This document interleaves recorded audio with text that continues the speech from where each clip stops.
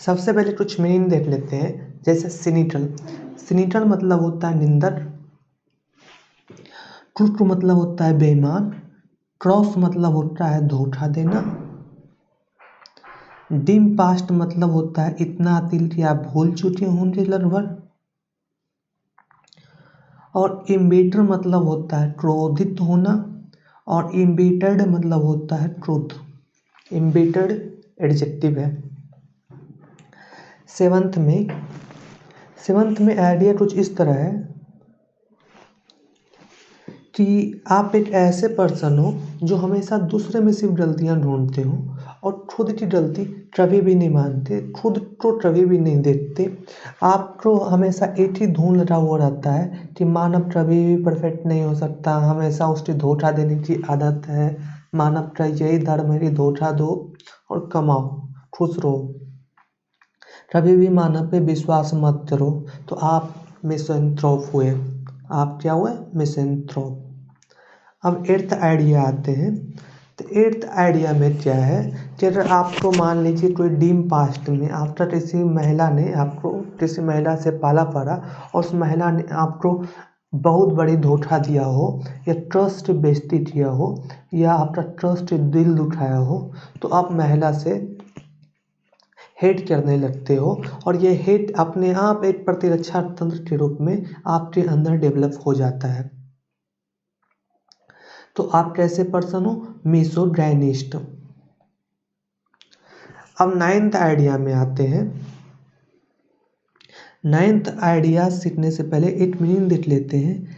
Ultimate legal commitment, अगर शब्द आपको कहीं लिखा हुआ मिल जाए अल्टीमेट लीगल कमिटमेंट, तो इसका मतलब होता है मैरिज।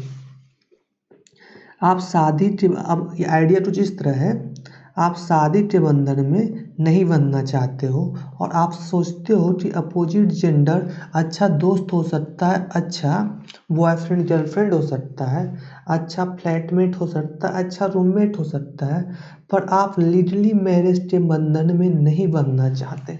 शायद आप सही भी हो। क्यों? देखिए, शायद ये बंधन शादी का ही, पर आप पर कुछ बंधन आरोपित हो रहा है। मतलब ये बोल रहा है कि बंधन है शादी का, लेकिन शादी भी एक तरह से बंधन है, आपको कोई रिस्पॉन्सिबिलिटी बन जाती है।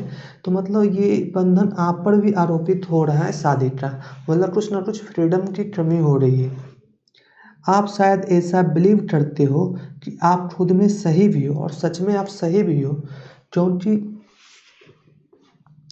शादी का बंधन एक बहुत बड़ी कमिटमेंट होती है। शादी क्या होता है? एक बहुत बड़ी कमिटमेंट होती है, बहुत बड़ी जिम्मेदारी होती है, और ये तब ज़्यादा फलदायक हो सकता है, ज़्यादा मीनिंगफुल हो सकता है जब ये फुल फ्रीडम के अधीन हो।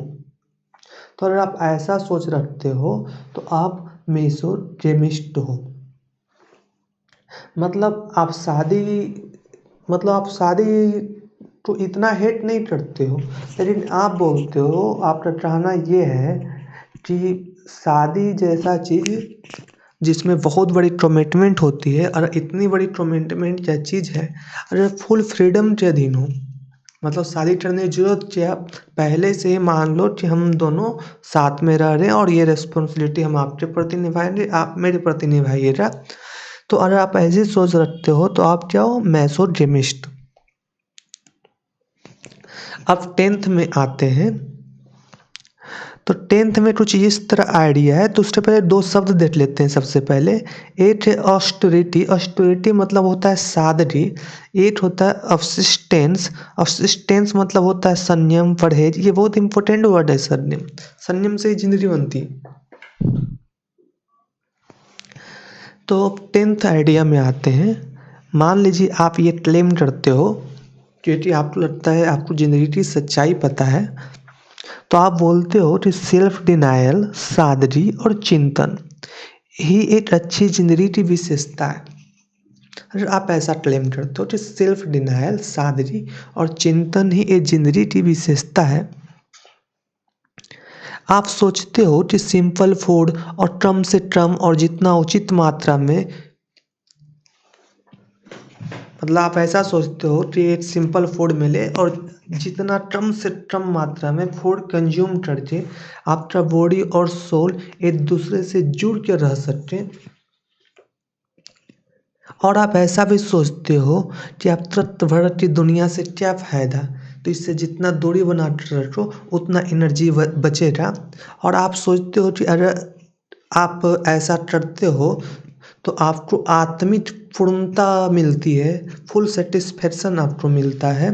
तो आप अगर ऐसी फिलॉसफी को फॉलो करने वाले हो तो आप सन्यासी हो। क्या हो? सन्यासी। इंग्लिश में उसे बोलते हैं सन्यासी को एस्केटिक, याद रखना।